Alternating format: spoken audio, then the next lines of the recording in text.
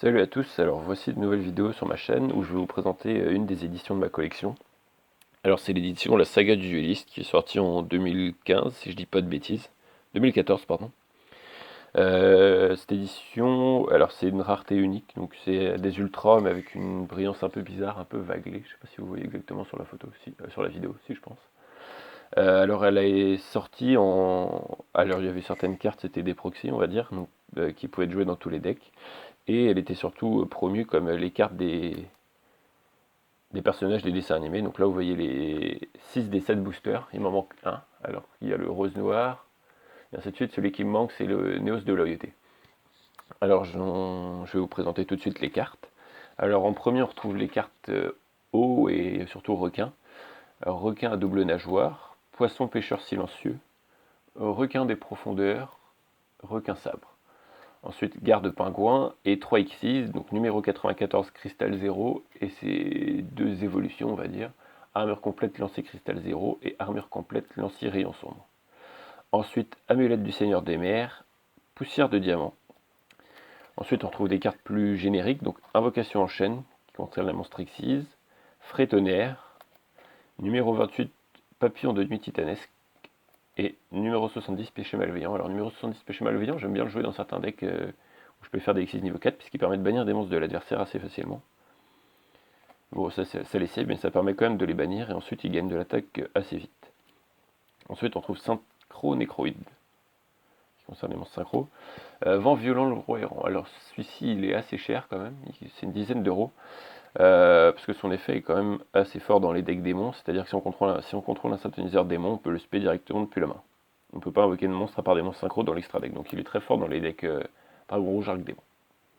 Ensuite, appel synchro, encore une carte pour les synchros. Chaman céleste de la double étoile. Celle-ci, je ne sais pas du tout si elle a été jouée dans le dessin animé ou pas. Je suis pas sûr que toutes les cartes existent dans le dessin animé. Ensuite, héritage d'un héros, donc là évidemment c'est une carte de Jaden dans Yu-Gi-Oh! GX. Ensuite, on retrouve Gozuki, Vion, Hérovision. Pareil, je sais pas si les Hérovisions sont dans l'animé, je ne les ai pas regardés, à vrai dire. Ange déchu Kobac, qui lui aussi était assez cher. Quand je l'ai eu, il était à 27 euros. Je l'ai trouvé pour moins cher que ça en brocante. Je l'ai trouvé pour 1 ou 2 euros, quelque chose comme ça. Là, il est descendu à 10 euros, mais c'est quand même assez cher, sachant qu'avant, il valait 50 centimes. Descente d'Ange déchu ensuite. Héritage du dueliste. Alors, les 25 cartes suivantes. Ensuite, Sceptre du souffle du chaos. Donc, ça, c'est une carte pour le deck Magicien Sombre. Bon, elle n'est pas super forte. Elle n'est pas beaucoup jouée. Ensuite, Noyau Diabound. Le Dragon de compagnie de Damarpi. Donc, ça, c'est une carte très forte dans le deck Harpie, pour ceux qui le connaissent. Néos de loyauté héros élémentaire, donc celui dont je vous parlais tout à l'heure, c'est le booster qui le figure lui qui me manque. Attaque météorite pour jouer, qui est joué aussi dans les decks héros. Ensuite deux cartes pour les decks bêtes sacrées, l'obscur invocateur de bêtes. Je suis pas sûr qu'on le voit très très bien parce que la carte est super sombre. Paradis perdu. Ensuite voile blanc. Mur de puissance. Dragon Blazar cosmique. Donc celle-ci c'est vraiment ma carte préférée de l'édition, je la trouve super belle. Effecteur limpide. Brasier cosmique qui elle aussi se joue avec les cartes poussière d'étoiles. Vœu de convergence, c'est une carte qui concerne les 5 monstres de Yu-Gi-Oh 5D, donc l'ancien dragon féerique, le dragon électromécanique, dragon rose noir, dragon rouge arc démon et dragon poussière d'étoiles. Ensuite, âme en conflit, qui est une carte assez marrante à jouer, bon elle n'est pas méta du tout. Quand un monstre attaque, la personne qui subit l'attaque peut payer 500 life points pour que le faire gagner 500 attaques au monstre, et l'adversaire peut répondre en payant aussi 500 life points, et ainsi de suite, jusqu'à ce que la personne n'en ait plus. Ensuite, elle, bouclier de lumière, ça c'est une carte qui concerne les monstres Utopie. À jamais destiné, c'est pareil. Contrat avec Don Mille, je sais pas comment ça se prononce exactement.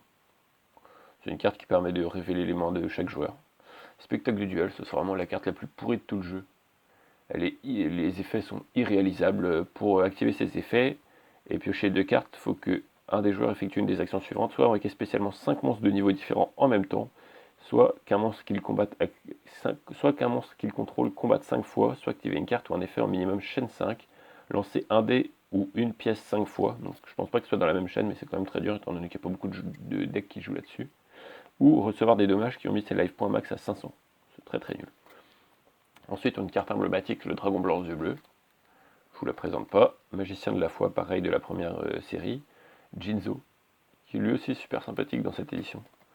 Contrôle cérébral, décret royal, Force de miroir et Ordre impérial. Donc ça c'est les 3 cartes pièges basiques du premier dessin animé, qu'on retrouve dans l'édition d'Usa. Ensuite, on retrouve Valet mortuaire pour les decks zombies, et protecteur du tombeau, pardon. Dame guerrière DD, Tsukuyomi qui est inspirée, je ne sais pas si elle existe dans le dessin animé, et je ne saurais même pas dans lequel. Soldat du Lustreneur, émissaire du commencement, qui lui aussi vaut une dizaine d'euros, puisqu'il est assez fort dans tous les decks, et que cette rareté, puisqu'il est en rareté surtout. Magicien sombre du chaos, Portail de monstre, Cavalier squelette d'Excalibur, je ne sais même pas s'il est jouable, non invocable spécialement, durant le tour de chaque joueur, si un effet de monstre est activé, sacrifiez cette carte face recto pour annuler l'activation. C'est naze. Ensuite, Cyberdragon.